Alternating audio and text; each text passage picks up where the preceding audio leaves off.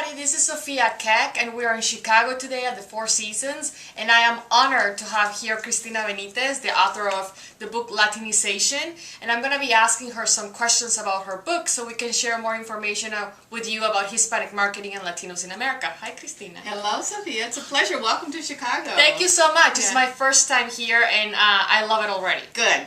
Well, you'll love it even more after you've been around a couple of days. I know. I'm going to stay here for like 4 days, so I hope I get to see a little bit of the city. Oh, good. Well, welcome. We have a lot of Latinos here in Chicago. I know you do. Yeah. Do you know any recent statistics about that here? Well, the census is saying that we're going to continue to grow just like the rest of the country. And the latest news that I heard was that the growth is going to be at least 42%. 42%. You know, in the United States in general, up to at least 50 million people. So right now, Chicago has almost 2 million Latinos, and I would project we're going to be over 2 million by the time the census is finished.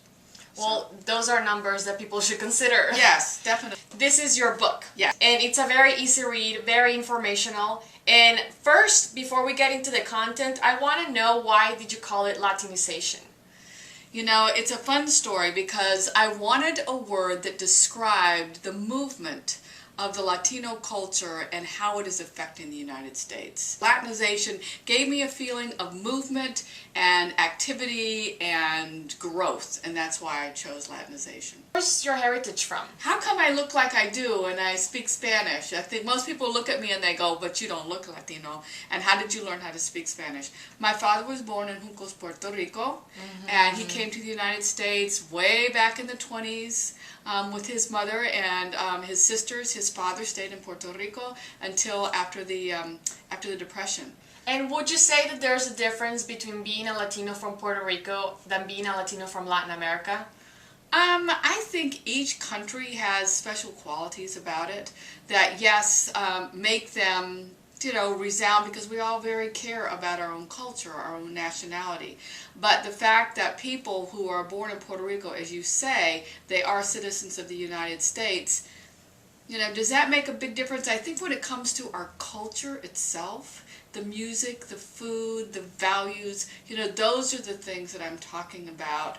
And perhaps, yes, being a citizen of the United States has a lot to do with it. However, as my father used to joke all the time, but I can't become president of the United States. I agree with you. I think that no matter where you are from, or your parents, or your heritage, or there's a unifying factor among Latinos and Hispanics that makes you feel that we belong, you know, to a certain community, and that it's something that it doesn't matter if you're from Mexico, Central America, or Puerto Rico, we all share.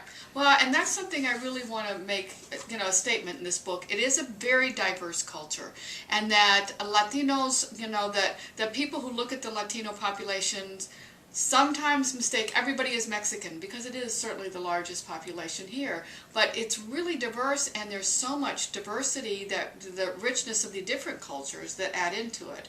But the fact that we are very, very similar in our values is important. That's the goal of that. So why did you write it? What was your inspiration, your motivation for you to say, I have to write a book about this? Okay, so I've been in the Hispanic marketing business since the mid-'80s, and I watched the development of Latino marketing, and I, you know, worked for a great agency, Graves Hispanic Agency in New York City, and we launched CoverGirl, we launched Pantene, we launched all these great brands, and I saw from, at the time, the Hispanic population was 8 million. Wow. 8 million people. So now I've watched this phenomena grow, and also the sophistication of Latinos marketing grow. So it was in 2005, I was giving a speech at General Electric, and I was giving a speech for their Hispanic leaders, and I was talking about these values that we have. And as I was doing this, I got a certain energy from that group that said to me, I need to write a book. Baby steps into something, Yeah. into something great. Well, here's the book now. Yes. And as I was saying, it's a great book to read. And as I go into the content, you know, I had some questions for you. And you talk here about like examples of Latinization in America. Could you share a couple with us? This whole question about where Latinos fit in this country as far as being contributing citizens is a very important part of the Latinization and how they've been accepted and how, the movement of Latinos has become more and more influential within our culture. When you look in politics, when you look at how Obama was elected, the Hispanic vote was very, very valuable to him there. And then, you talk about basically pop culture. You look at the White Sox, who are now #1 team in the, in the baseball league. They are filled with Latinos, and their general manager, Aziguian, is a Latino, that just is so filled with his Latino spirit. It is, it's palpable. You can see that. You see it there. You see it in the music. You see it in the food. You see it in clothes. You see it in so many different areas with our culture. And that's what I'm talking about when I talk about examples of Latinos. But it runs such a wide range, like I say, from pop culture to social policy to education to every aspect of the Latino culture. I agree. As a Latina myself, living here, I feel there's Latinization in everything that I do. Right. So, just because I'm the one who's doing it. Yeah. And I'm Latina. Yeah. So, whatever I do, it's a part of who I am and, and what I represent. And I think that it should be taking into account as a community the value that we bring, because we are contributors to this country. So, and this great country gives us so much, and has become our home and provides us with opportunity. But at the same time, we do provide back. Well, and I think so much about the work ethic and the values, that we contribute to this country, the desire to really do a good job and work hard and have a good time when we're doing it.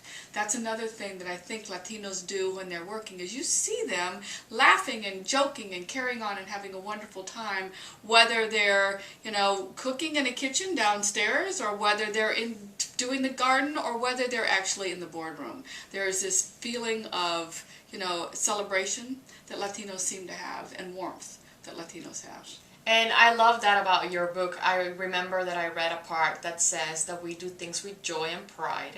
And we actually have a good time working and working hard. I do believe that Latinos are not only hard workers, but passionate workers as well. Yes, definitely. Well, that sounds great. You actually talking about the workforce. You talk diversity in the workplace. Yes. And you mentioned diversity without inclusion. Okay. What did you mean by that? So now, it's not enough anymore during the Latino Hispanic Heritage Month, just to have the tacos and the sombreros and the mariachis. Okay, it's time to go beyond that and really understand more about Latinos and develop mentors so that Latinos have non-Latino and Latino mentors, so that there is a feeling, a sense of belonging, not just observing somebody else's culture, but really starting to understand it. It takes work. That's the thing. It takes time, it takes work to really sit down with somebody who may not be just like you and find out, okay, so what do you do? How do you celebrate Christmas? Or what do you do for your birthdays? Or how do you celebrate a new baby coming into the, into the family? Or how do you buy a house? Do you get a loan from a bank, or do you get family members to help you, or when you start a business? So there's so many different aspects of understanding a culture, and until you really sit down and spend time with somebody, you don't know. So inclusion is spending that time and making a space so that we can all feel comfortable. That reminds me, I wrote a paper about marketing during Cinco de Mayo. Okay.